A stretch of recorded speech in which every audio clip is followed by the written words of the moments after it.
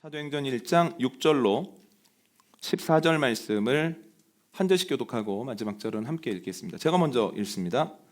그들이 모였을 때에 예수께 여쭈어 이르되 주께서 이스라엘 나라를 회복하심이 이때니까 하니 이르시되 때와 시기는 아버지께서 자기의 권한에 두셨으니 너희가 알 바 아니요 오직 성령이 너희에게 임하시면 너희가 권능을 받고 예루살렘과 온 유대와 사마리아와 땅끝까지 이르러 내 증인이 되리라 하시니라. 이 말씀을 마치시고 그들이 보는데 올려져 가시니 구름이 그를 가리어 보이지 않게 하더라.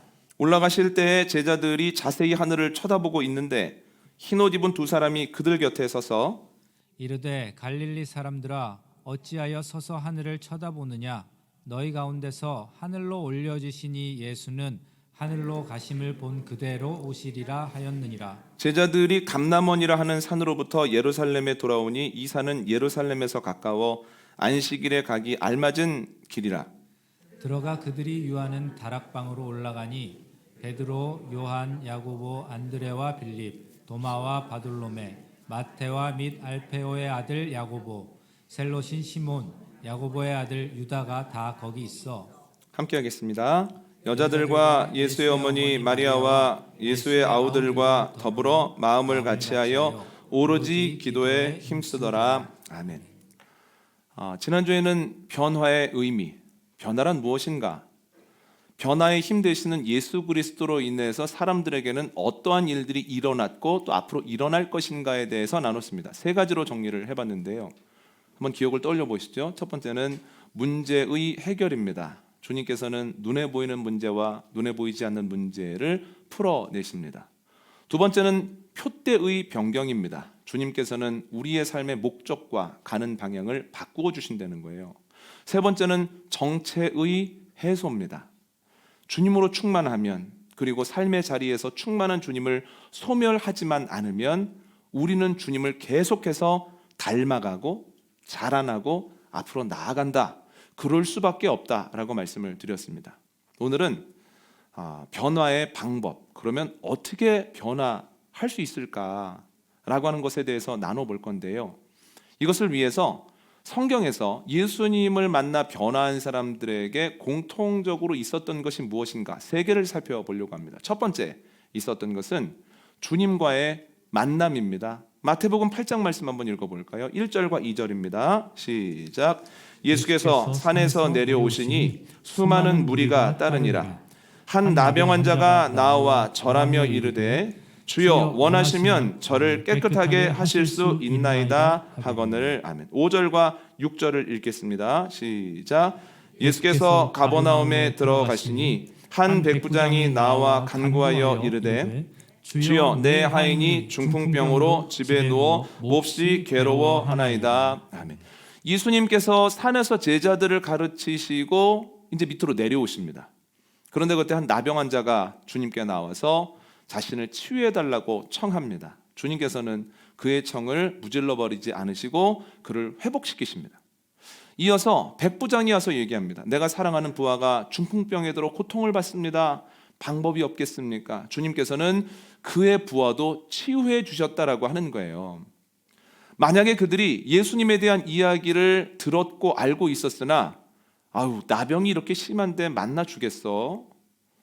혹은 내가 로마인인데 혹은 로마를 위해서 일하고 있는데 나를 반겨주겠어? 라는 생각을 가지고 예수님께 나오지 않았다면 그들에게 일어날 수 없는 변화였다라는 거예요. 그러니까 예수님을 만날 때 변화됩니다.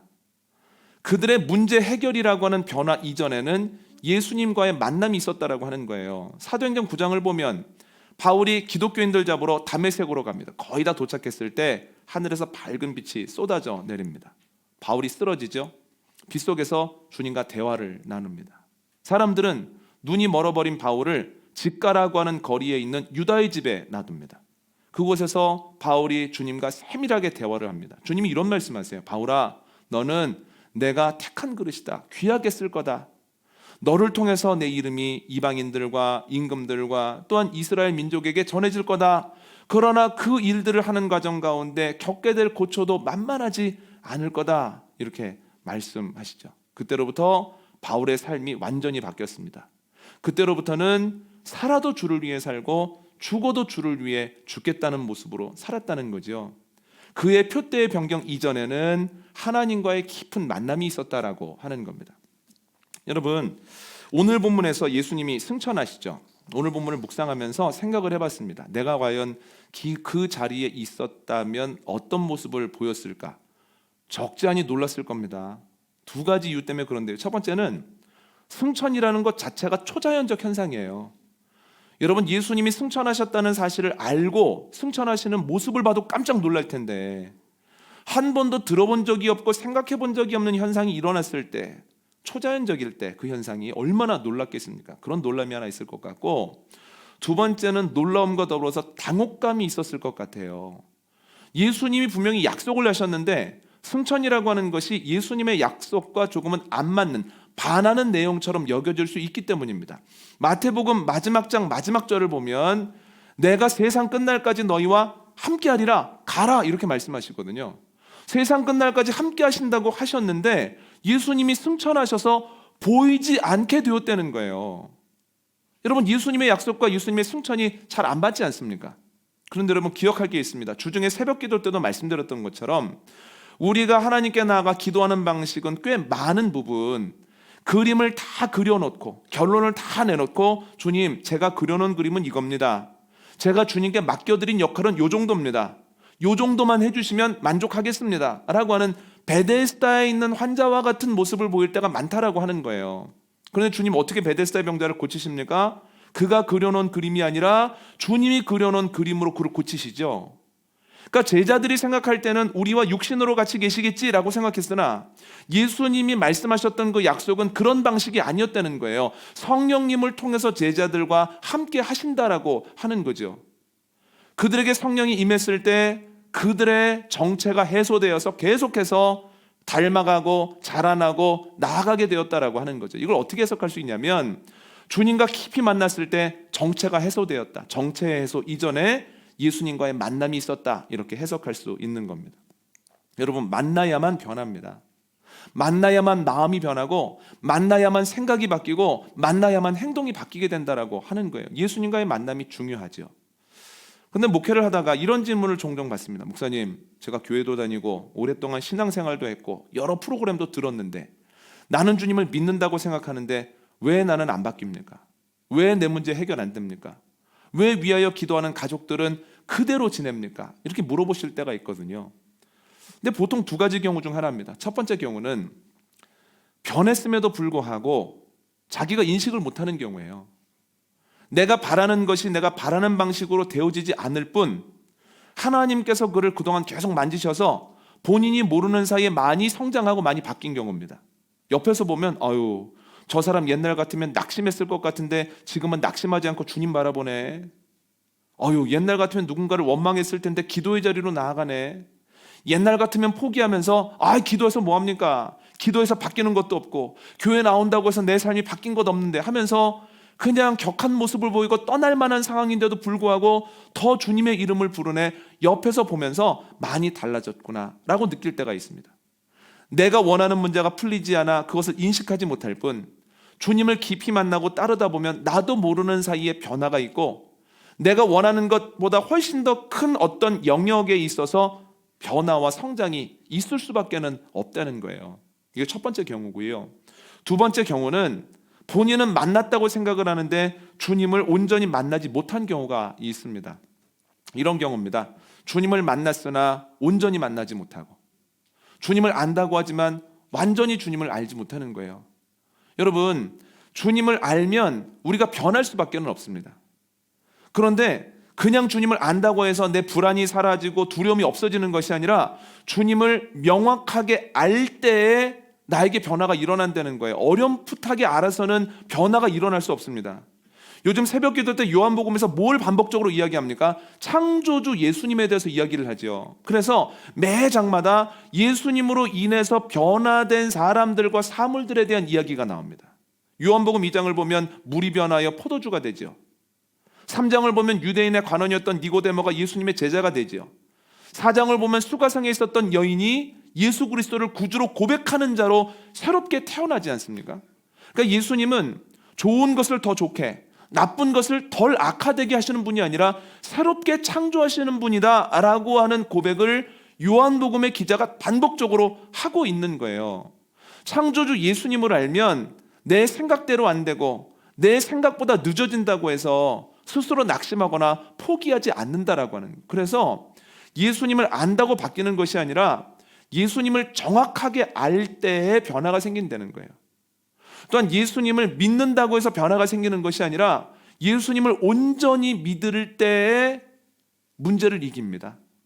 여러분, 이건 예수님이 하실 수 있을 것 같고 이건 못 하실 것 같고, 저 사람은 예배당에 와서 은혜를 받아 바뀔 것 같고, 저 사람은 고집이 세고 많은 것을 가지고 있고 지식이 많아서 안 바뀔 것 같고, 선택적인 믿음을 가지고 있으면 그 믿음으로는 아무것도 못 한다는 거예요. 온전한 믿음을 가지고 있을 때, 주님은 이것도 하시고 저것도 하신다라는 믿음을 가지고 나아갈 때에 우리 안에 변화와 극복이 있다라고 하는 거죠. 여러분, 진정한 믿음은 뭘까요? 온전한 믿음을 뭘까요? 혈루병 여인의 모습을 보면 이에 대해서 생각을 해볼 수가 있습니다. 누가복음 8장 41절로 44절 말씀을 함께 읽습니다. 시작. 이에 회당장인 야이로라 하는 사람이 와서 예수의 발 아래 엎드려 자기 집에 오시기를 간구하니, 이는 자기에게 12살 된 외딸이 있어 죽어가미러라. 예수께서 가실 때에 무리가 밀려들더라. 이에 12회를 혈루증으로 앓는 중에 아무에게도 고침을 받지 못하던 여자가 예수의 뒤로 와서 그의 옷가에 손을 대니 혈루증이 즉시 그쳤더라. 아멘. 예수님이 거라사 지방에 다녀오십니다. 많은 사람들이 예수님 기다리고 있다가 예수님 배에서 내리시자 환호합니다. 그런데 그때 회당장 야이로가 헐레벌떡 뛰어와서 예수님, 제 12살 된 외딸이 죽게 생겼습니다. 빨리 좀 같이 가주셔야 되겠습니다. 예수님께서 거절치 않으시고 회당장 야이로와 함께 가시는데요, 사람들이 그 모습을 보고 야, 우리가 신기한 거 보겠구나, 우리가 소문으로만 들었던 광경을 볼 수도 있겠구나 하는 마음을 가지고 예수님과 함께 걸어갑니다. 많은 사람들과 걸어가시다가 예수님이 갑자기 멈추시고 물으십니다. 누가 나를 만졌느냐? 그리고 움직이지를 않으세요. 그걸 보고, 그 모습을 보고 회당장 야이로가 애가 달았을 것 아닙니까? 한시가 급한데 그 모습을 보고 베드로가 민망했든지, 예수님 생각해 보십시오. 길은 좁고 가는 사람들은 많아서 에어스타고 아까부터 계속 가고 있는데 밀고 밀리다가 그냥 단 겁니다. 그냥 빨리 좀 가십시다. 그런데 아니야, 누가 나를 의도적으로 만졌어. 왜냐하면 능력이 나갔거든. 이렇게 말씀하십니다. 그랬더니 한 여인이 나서 이렇게 얘기합니다. 제가 혈루증으로 여러 해 동안 고통을 받았습니다. 그런데 주님이 지나가시는 모습을 보는데 이 마음속에서 믿음이 생기는 겁니다. 야, 옷자락만 만져도 낫겠는데, 그 믿음을 가지고 사람들 틈을 뚫고 와서 옷자락을 만졌는데 그 시각으로 바로 제 고통이 멈추었나이다. 제 문제가 해결됐나이다. 이렇게 얘기하는 거예요. 예수님께서 따라 내 믿음이 너를 구원하였다. 평안히 가라. 이렇게 말씀하시죠. 여러분, 많은 사람들이 예수님과 함께 있었고 심지어 예수님과 같은 방향으로 걸었습니다. 왜냐하면 예수님이 하실 일에 대한 어느 정도의 기대감이 그에게 있었기 때문입니다. 그들 중 적지 않은 숫자가 예수님 옆에 있는 경우에 옷자락과 몸이 맞닿았습니다. 그런데 누가복음 8장에 나오는 이야기 중에 오로지 예수님과 함께 있다가 문제를 해결받은 사람은 혈루증 여인 한 사람입니다. 여기에는 분명한 신앙적 원리가 있다는 거예요. 제가 예전에 설교 말씀 중에 한번 말씀드렸던 것처럼, 제가 어렸을 때부터 신앙생활을 했던 사랑하고 존경하는 원로 목사님께서는 이 본문을 이런 원리로 해석을 하셨습니다. 이건 접근이냐 접촉이냐에 대한 문제다. 아무리 가까이 있는 것 같아도, 같은 방향으로 걸어가는 것 같아도 접근을 가지고는 절대 변화가 일어나지 않는다. 예수님께 접근하는 것이 아니라 접촉까지 해야만 그 순간 변화가 일어난다. 접촉이 작은 것일지라도, 옷자락을 만지는 정도일지라도 그 순간 변화가 일어난다고 말씀을 하셨습니다. 저는 전적으로 동의합니다. 여러분, 저희의 언어로 다시 한번 설명을 해보자면, 저희의 단순한 믿음이 아니라 온전한 믿음을 가지고 있어야만, 아까 말씀드렸던 것처럼 우리가 주님을 아는 지식뿐만 아니라 주님을 정확히 아는 지식을 가지고 있어야만 바뀐다는 거죠. 여러분, 직분을 받는다고 해서 사람 바뀌지 않습니다. 그러나 직분을 받는 것이 아니라 직분과 함께 사명을 받을 때, 내가 직분을 받았는데 앞으로 어떻게 해야 될까?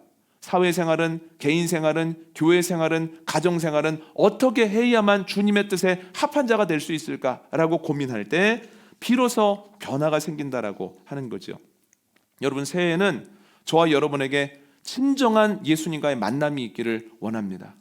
접근해서 멈추지 아니하고 접촉까지 나아가게 되기를 원하고, 주님을 단순히 아는 자가 아니라 말씀을 통해서, 예배를 통해서 주님의 놀라우심을 정확히 아는 사람들이 되어지고, 주님을 어느 정도 믿는 것이 아니라 온전하게 믿는 사람들이 되어질 때 우리를 통해 주님의 능력이 드러나게 되기를 원합니다. 또한 자녀를 위해서 어떻게 기도하셔야 되겠습니까? 사랑하는 배우자, 사랑하는 부모님을 위해서 어떻게 기도하셔야 되겠습니까? 만나게 해달라고, 주님 만나주시라고, 주님 만나주심으로 그의 문제가 해결되고 그의 표대가 변경되고 또한 그의 정체가 해소되게 해달라고 기도해야 된다는 거예요. 진정한 만남이 저와 여러분에게, 여러분들의 가정에, 생명문 교회에 온전히 있기를 원합니다. 두 번째로 있었던 것은 말씀 따라 순종하는 모습입니다. 여러분, 성경을 보면 예수님을 만나고 나서 바로 문제가 해결되는 사람이 있습니다. 방금 저희가 나눈 것처럼 혈루병 여인이 여기에 해당하고, 마태복음 8장에 나오는 나병 환자가 여기에 해당합니다. 그런데 그러한 경우만 있는 건 아니에요. 요한복음 9장을 보면 예수님이 제자들과 길을 가시다가 날 때부터 소경인 사람을 보십니다. 그러니까 제자들이 묻습니다. 아유, 어떻게 이런 일이 있습니까? 누구의 죄 때문에 이렇게 되었습니까? 그랬더니 예수님께서 이 경우에는 하나님의 영광을 드러내기 위해서 하나님이 준비하신 거야. 그리고 땅에 침을 뱉으시고 그것으로 진흙을 이기셔서 진흙을 그의 눈에 바르십니다. 그리고 그에게 말씀하시죠. 실로암에 가서 씻어라. 그가 예수님 말씀에 순종하여 실로암에 가서 씻었을 때 그의 눈이 밝아졌다는 거예요. 예수님을 만났을 때 바로 변화가 생긴 것이 아니라 예수님의 말씀에 순종하였을 때, 그대로 하였을 때의 변화가 생기더라는 거예요. 여러분, 오늘 본문도 여기에 해당합니다. 예수님께서 이렇게 말씀하시죠. 성령이 너희에게 임하시면 너희가 권능을 받아 예루살렘과 온 유대와 사마리아와 땅끝까지 이르러서 내 증인이 될 것이다. 이 명령입니다. 무슨 명령일까요? 성령이 너희에게 임하실 수 있도록 준비하라는 거예요. 여러분, 성령님이 우리에게 임하시려면 우리의 몸과 마음과 생활과 생각에 준비를 해야 됩니다. 예전과 똑같이 남들과 다름없이 생각하고 생활해서는 절대로 성령을 받을 수도 없고 충만해질 수도 없다는 거예요. 예수님께서 얘들아 준비해라. 성령님이 너에게 임하실 수 있도록 준비해라. 그 명령에 제자들이 순종합니다. 그랬을 때 예수님께서 약속하신 성령이 그들에게 임했다는 거예요. 예수님의 말씀은 알지만 물론입니다. 준비해야죠. 그러나 지금 말고 나중에요 라고 생각하고 그들이 다락방이 아니라 각자의 자리에 가서 자신의 일을 했다면 성령님이 준비되어 있었으나 그들이 어떻게 성령을 받고 충만해질 수 있었겠습니까? 주님의 명령에 순종하였을 때 그들에게 놀라운 일이 일어났다라고 하는 거죠. 그런데 이런 생각을 해봅니다. 여러분, 순종하기가 쉬웠을까요? 여러분, 순종을 이야기하면 말씀을 전할 때도 쉽고 들을 때도 쉬운 것 같지만 그러나 내가 순종을 하려고 보면 굉장히 어려울 때가 많습니다.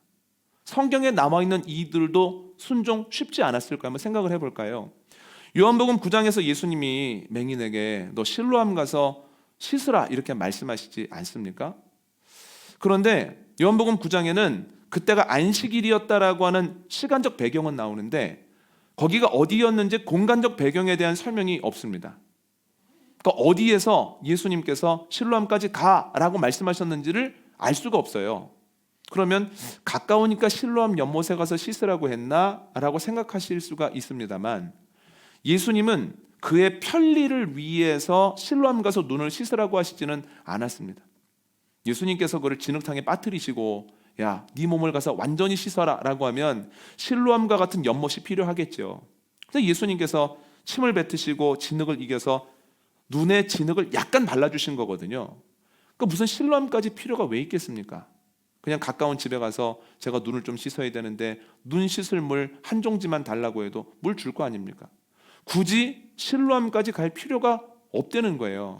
그러니까 예수님께서 실로암에 가서 씻어라 라고 말씀하신 것은 그에게 편리를 주기 위함이 아니라 그에게 신앙적인 원리를 가르쳐 주시기 위함이에요. 언제 변화가 일어나는지를 알려주시는 거죠. 예루살렘 성 바깥에 기드론 골짜기에 기혼샘이 있습니다.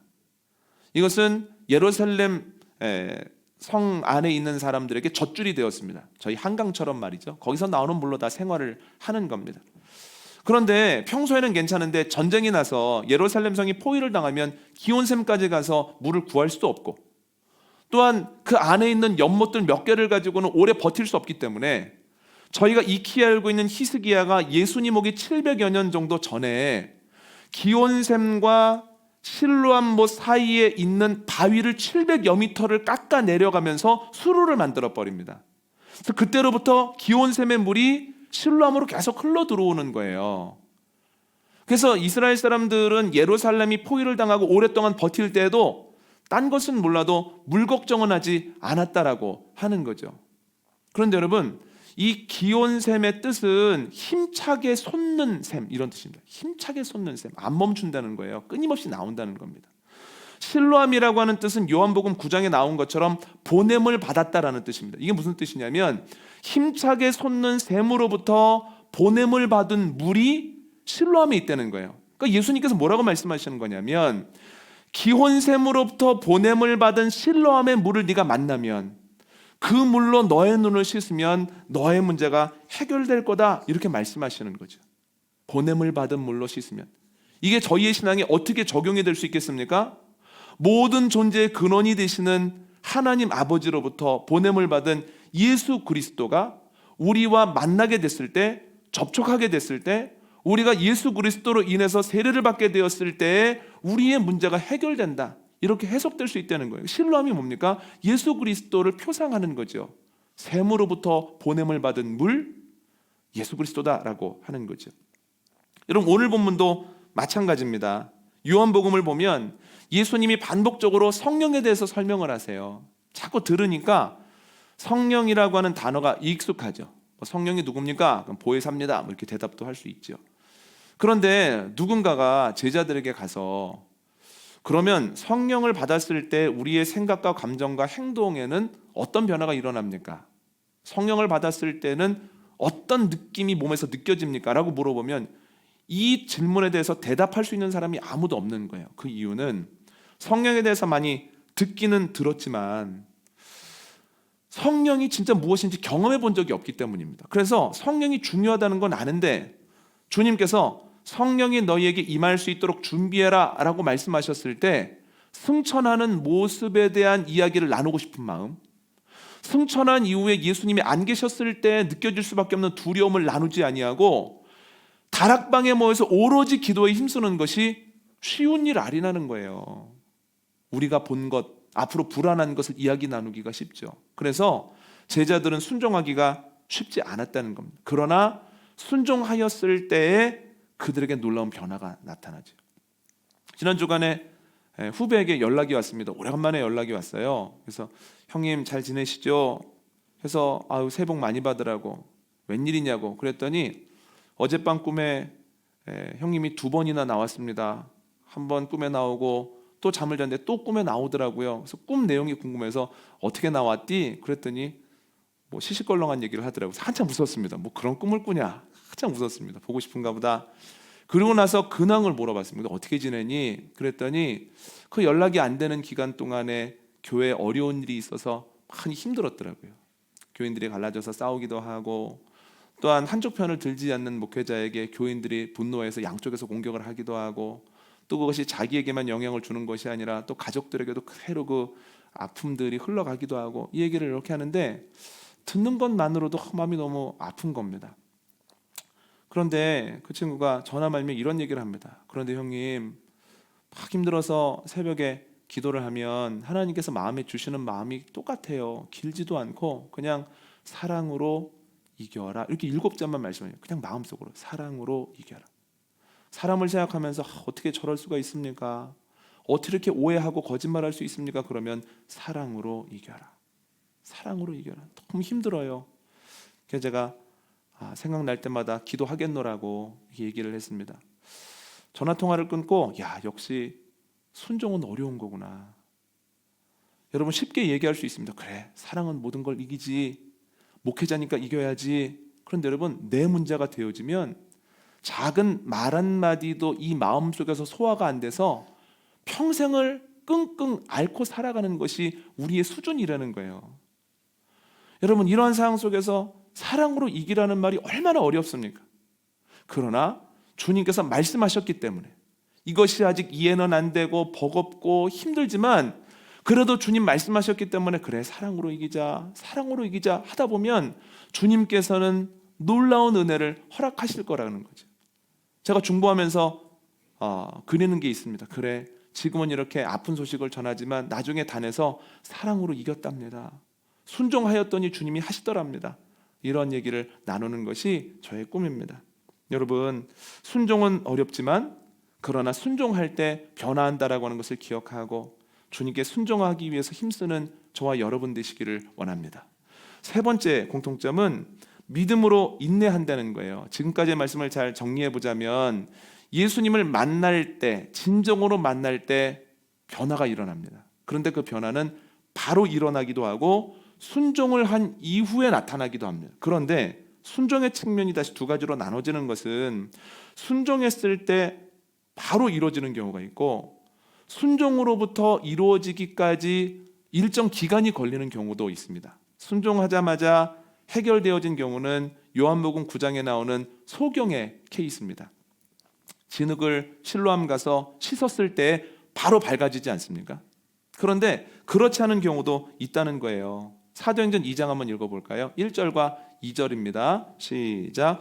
오순절 날이 이미 이름에 그들이 다 같이 한 곳에 모였더니 호련히 하늘로부터 급하고 강한 바람 같은 소리가 있어 그들이 앉은 온 집에 가득하며 아멘. 기도에 힘씁니다. 기도에 힘쓰자마자 성령이 내리고 놀라운 일이 일어나면 좋은데 기도하는데 별 변화가 없는 거예요. 아무런 일도 일어나지 않습니다. 힘써 기도하면서 마음이 막 기쁘기도 하고 그렇습니다. 이게 성령 받은 건가 확실하지 않은 거예요. 그래서 내가 지금 잘하고 있는 건가, 내가 지금 잘 가고 있는 건가 라고 하는 생각이 확연한 변화가 일어나지 않는 동안에는 계속해서 제자들의 마음을 힘들게 할 수밖에 없습니다. 그런데 그들이 기도한 지 열흘 정도 되었을 때에 호련히 그들에게 성령이 임하더라는 거예요. 호련이라고 하는 단어의 사전적 의미는 기대하지 않았던 때 갑자기입니다. 이것을 통해서 알 수 있는 것은 그들이 그날도 기도할 때에 늘 하던 대로 했다는 거예요. 주님께서 명령하셨으니 순종하자, 주님께서 명령하셨으니 무릎을 꿇자 라고 기도했는데 그때는 다른 날과는 다르게 그들에게 성령이 임하되 각 사람에게 임하더라는 거예요. 각 사람을 이끌더라고 하는 거죠.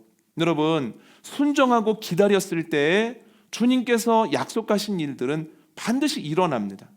그런데 10일 정도는 굉장히 짧은 겁니다. 여러분, 제가 설교 초기에 말씀드렸던 것처럼 사도행전 9장에서 바울은 주님과 깊은 대화를 나눕니다. 내가 너를 통해서 큰 일을 하겠다. 너는 택한 나의 그릇이다. 그런데 놀랍게도 갈라디아서를 보면 그가 주님의 약속을 받고 첫 번째 사역을 하기까지는 무려 16년의 기간이 필요했다는 거예요. 이유는 알 수 없으나 16년 동안 하나님께서 그를 단련시키시고 촘촘하게 하시고 만지시고 고치셔서 16년 이후에야 그를 안디옥으로 보내시고 또다시 성령으로 명하셔서 그를 첫 번째 선교사로 파송하셨다라고 하는 거죠. 여러분, 주님을 만나고 주님과 깊이 접촉한 이후에도 무려 16년의 인내가 바울에게 필요했죠. 그런데 아브라함은 더합니다. 하나님께서 아들에 대한 약속, 자손에 대한 약속, 땅에 대한 약속을 하십니다. 주님과 만난 아브라함이 주님의 말씀을 온전하게 믿고 떠나죠. 그런데 그가 아들을 얻은 것은 무려 25년 됩니다. 오래 기다렸죠. 자손에 대한 약속은 수백 년 뒤에 이루어졌고요. 땅에 대한 약속은 더 그것보다 뒤에 일어나서 자손에 대한 약속이 이루어진 이후에 80년이나 더 기다려서야 땅에 대한 약속이 실현되기 시작했습니다. 제가 드리고 싶은 말씀은 주님께 순종했을 때에 하나님의 열매를 경험하는 것은 사람마다 사안마다 다릅니다만 그러나 주님은 신실하셔서 약속한 것에 대하여 순종하는 이에게 분명히 보게 하시고 누리게 하신다는 거예요. 내 생각대로 안 되는 것 같아서 오늘도 기도해야 되나? 변화가 없는데 오늘도 힘써야 되나? 라고 하겠지만 끊임없이 동일하게 기도하는 중에 호련한 변화가 일어나게 된다는 거예요. 호련한 변화. 여러분 여리고성을 생각해 보십시오. 하루에 한 바퀴씩 도는데요, 돌 때마다 여리고성이 눈에 띄게 낡아지고 금이 가기 시작한 게 아닙니다. 수백 년 동안 단단했던 여리고성이 여전히 단단해 보입니다. 아무런 변화가 없는데요, 마지막 날에는 7바퀴를 돌고 나팔을 부는 순간에 무너져 버린 거예요. 어떻게 무너집니까? 호련히 무너졌다는 거예요. 말씀에 순종하면서도 무너질 줄 몰랐죠. 그런데 순종하였더니 호련히 무너져 버렸다는 거죠. 여러분 바울은 알았겠습니까? 주님의 말씀을 듣고 준비하는데 하도 이 사역의 기회가 생기지 않아서 내가 잘못 들었나? 내가 잘못 가고 있나? 내가 그때 무슨 정신적 충격이 있었나? 내가 이렇게 해서 뭐하나? 이런 고민을 했었지만, 그러나 주님께서는 16년 뒤에 분명히 정금같이 나온 바울을 쓰셨다는 거죠. 아브라함도 잘못 들었나 했습니다. 엘리에셀이나 주님 뜻 안에서 살게 해달라고도 얘기했고, 또한 이스마엘을 얻는 노력도 해보았으나 결국 주님의 때가 되어지니 순종하는 이에게 열매를 보여주시더라는 거예요. 여러분 신실하신 주님을 기억하면서 갈라디아서 6장 9절 말씀처럼 선을 행하다 낙심하거나 혹은 포기하지 않으시기를. 그래서 때가 되면 이루게 하시는 하나님의 은혜를 경험하고 하나님께 영광을 돌리는 저와 여러분 되시기를 원합니다. 오늘 말씀 정리하겠습니다. 예수님으로 인해 변화를 경험하는 이들에게는 공통점이 있습니다. 첫 번째는 주님과의 만남입니다. 진정으로 주님을 만날 때 변하게 됩니다. 그러므로 올해는 접근에서 멈추지 않고 접촉으로, 단순히 아는 것을 넘어서서 정확히 아는 사람으로, 믿는 사람에서 더 나아가서 온전히 믿는 사람으로 나아가야겠습니다. 두 번째 변화는 주님 말씀에 순종하더라는 거예요. 만나자마자 변화되는 이가 있는가 하면 순종할 때 변화되는 것들도 있습니다. 세 번째는 믿고 인내하는 기간이 필요합니다. 바로 변하는 이들도 있지만 순종으로부터 열매까지 기간이 긴 사람도 있습니다. 사람과 사람마다 다르죠. 그때 낙심하지 아니하고 신실하신 주님을 믿으면서 그때까지 잘 견딜 때 하나님이 약속하신 열매로 주님께 영광을 돌리는 복된 새해 되시기를 원합니다.